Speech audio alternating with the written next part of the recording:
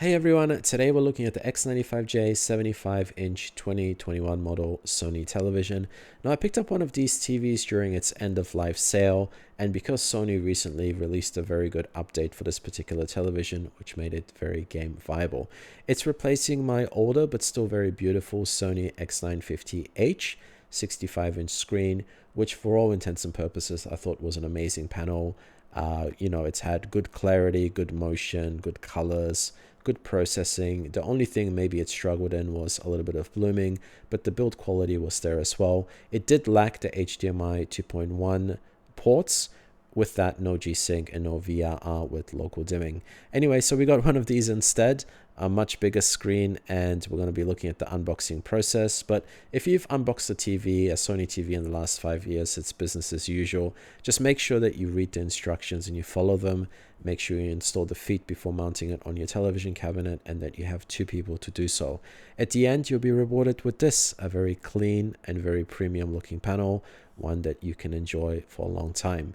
Anyway, we're going to talk about the remote, and the remote is rather simple. Sony hasn't really done anything with their remotes that's too innovative in the last maybe 20 years. Battery-powered remote that's large with big buttons, which is really good. It's not backlit, which is a huge shame, and it's almost completely identical to last year's X950H Model 1, which I'm about to show you guys. They're both interchangeable, and they work on both televisions. I really wish for the price point Sony could have stepped up and given us a backlit remote, but you can buy those aftermarket.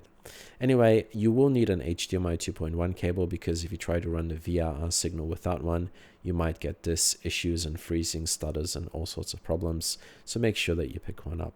And when you do, everything comes to life and everything works really well.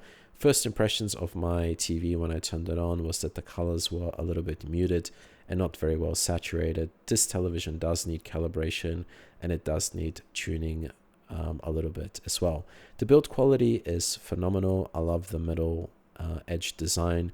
I think it denotes a sort of premium touch over the other sort of panels in the Sony lineup, which are kind of plasticky looking and feeling. It certainly makes you feel proud of owning a television like this and keeping it for a long time, which is something that's very important with LCD displays. The Sony logo also looks beautiful and is as we all remember it and love it.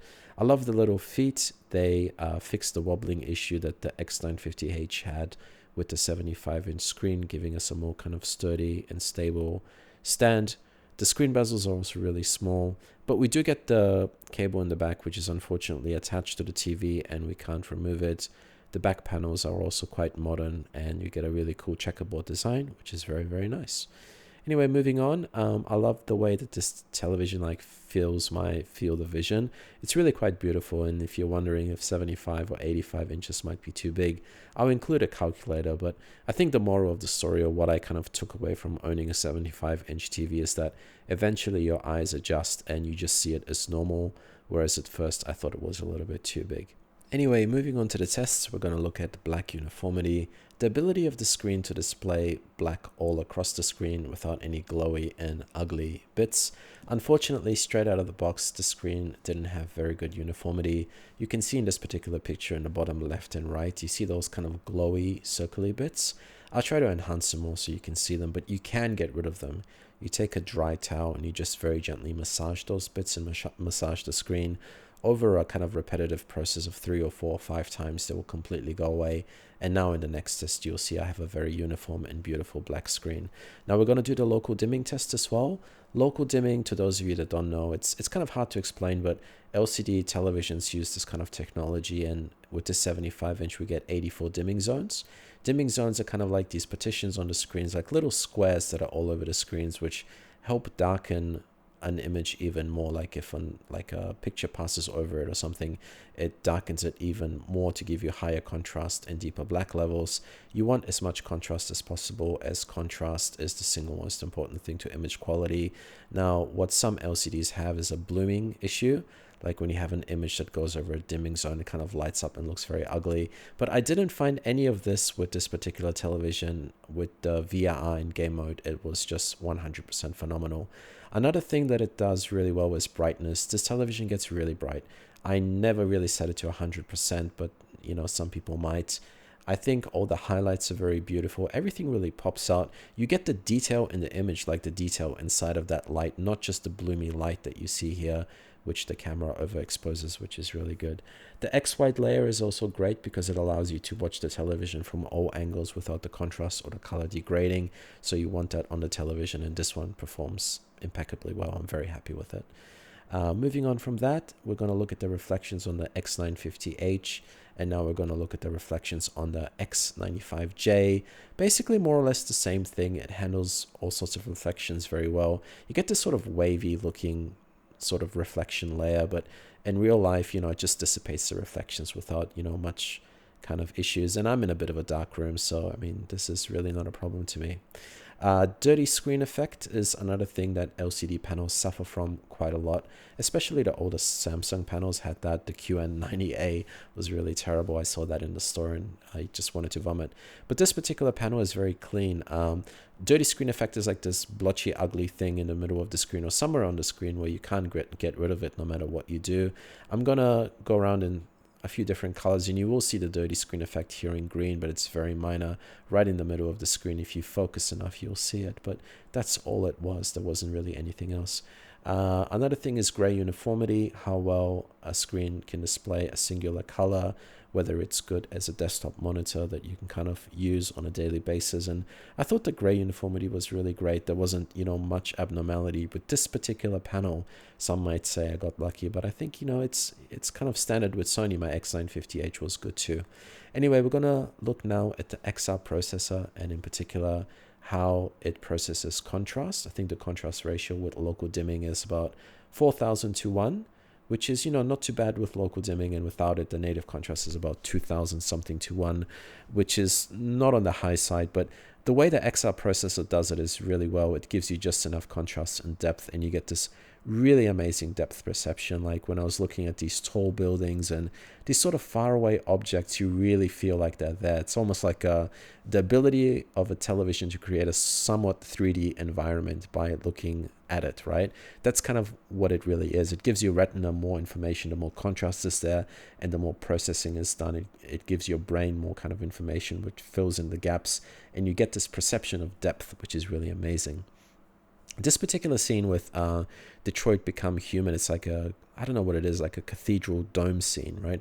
I thought this was really impressive, as well as when I looked at it for the first time on the 75-inch, like on the 65-inch, it looked great, don't get me wrong. The Sony X95H is a wonderful television, and if you have one, you should be very proud. It does most of what this television does without the HDMI 2.1 features, but I think this one goes kind of like a little bit of a step forward. I don't know how, with the way it handles contrast and processing. It's really, really good. Like those faraway scenes, especially like those that blue glass that you see in the background, it just looked amazing. It literally looked like it was as far away as it really should be, whereas on like a regular 27-inch, it would just look like a 2D image, right? It wouldn't look like much. You wouldn't really get much depth perception. So it was really quite amazing when I saw it, and I was actually a bit kind of surprised by it the first time I kind of encountered it with this screen. But more of the story is that this television does blacks very well. It does depth perception very well. The processor works incredibly well to give you a 3D image, and I'll show you guys this particular scene as well in Detroit Become Human. Just look at the blacks. I'm not overexposing things like some YouTubers where, you know, they'll overexpose, set the ISO to a very kind of high level and point out things that they can't even see. Like, I'm not doing that. The camera is kind of more overexposed than my eye, and it's still, everything is very, very black. There is no glowing, no haloing anywhere, no blooming. Just look at it. It's very inky and black and beautiful. This is a very good gaming TV for dark rooms, you know. I don't really know any gamers that kind of game in very bright rooms, like playing Counter-Strike Go in like an all bright room, but I think most gamers kind of prefer sort of darker environments. And this television, it really keeps its colors and it keeps its performance at a kind of dimly lit sort of darker room. And as you can see in this image, I mean, look at the corners, look at everything. It's I don't know how to describe it. It's pure black. I'm seeing it in a different way to the way you guys are seeing it and the way it's being portrayed by the camera. On my end, it's pure black. Like it's 100% black, of the deepest black. Whereas maybe the camera would kind of portray it as a little bit of a gray, but that's certainly not the way I see it in real life. So you have to keep that in mind what I see in real life and kind of what's being portrayed is very different, and what's being filtered through, you know, the camera, YouTube processing, and the monitor that you're using. At the end, you don't really get much of kind of what I'm perceiving or getting as well. So you have to take my word for it. It's really, really a very good TV. I like it, and I'm certainly very happy to own this television for the price that I paid for it. This was another scene in a game called Tacoma. No, it's not Star Citizen. I'm looking at these particular rings on the very top, and I got butterflies in my stomach. Like, the depth perception is so unreal that I really felt like I was there. I'm kind of scared of heights, so that really kind of affected me. Anyway, moving on to colors, and I've been talking a lot now, but I'm going to address colors as well in this, which I think is very important. So in a lot of stores, you'll have Sony televisions displayed, and a lot of people will point out, you know, like those store clerks will point out that the colors are not there. And yeah, if you don't dial in the colors, if you don't dial in the right settings, and if you don't calibrate the television, the colors look undersaturated and muted. But once you do that, they really come to life, and you do really get that beautiful white color gamut that a lot of people love. Under, I would say, under specific circumstances, if your room is a little bit dark and you're using about 50% brightness or below, keep in mind 50% brightness is really bright on this television, so you know, 100% brightness is really not necessary. This is a game that's got a lot of beautiful colors, Boulder Skate, and you know, I was really craving the greens and the blues. You know, with some modification, I was able to get the greens, the blues, and the reds, and they're very vibrant in this, although maybe it doesn't quite show through the camera, but it looks really deep and vivid and just very satisfying, which is what you want in a television. There's nothing worse than buying a television only to get terrible colors or terrible contrast, right? It's not something you want. But in this particular scene, I was very satisfied, and I was panning around, and I was really happy. So you can get a lot out of this television, and it definitely works as a gaming TV all round to give you that color, that depth, that perception, and you know, that size. Also the processing of the TV, which is quite amazing. In this particular scene, we're just kind of looking at how the colors hit the character, and you know, on my end, it's really vivid, and there's a lot of detail. There's a lot of fine detail in the darks and the bright areas, which don't come across in the camera, but they're really there, really quite amazing. Clarity and motion is another thing that this television does really, really well. Motion in particular with G-Sync is flawless. I couldn't see any issues whatsoever. It's got a pretty good response rate. I think when you're running this at 120 hertz, it's about 9 milliseconds, which is really, really amazing for a television, you know, for an LCD television as well. I'm a casual gamer at heart, you know. I even when I play competitive games, I usually don't play those games like Counter-Strike Source. I usually play like Overwatch or something, right? Or Tekken, and you know, I've had no issues with the motion on pretty much any game that I've played, and I've really enjoyed it, and I can't notice any form of input lag whatsoever. It's you know, it's a really beautiful experience, and this television really delivers. I'm very happy to use it as a gaming TV. Again, what I see in real life doesn't translate. When I bought my X95J for the first time over an Acer Predator monitor, I was blown away. All the things that I thought were important, all the numbers that I was crunching before that I thought were like really, really important, just went out the window. They were just pointless, right? Because the image quality was that good and the processing was that good. Something that, you know, people who own televisions or have owned televisions kind of have experienced, and maybe other people who haven't are yet to experience. My final thoughts on this television are that I think this is a very underrated TV. I think more people should have talked about this TV but didn't. Maybe they misunderstood it.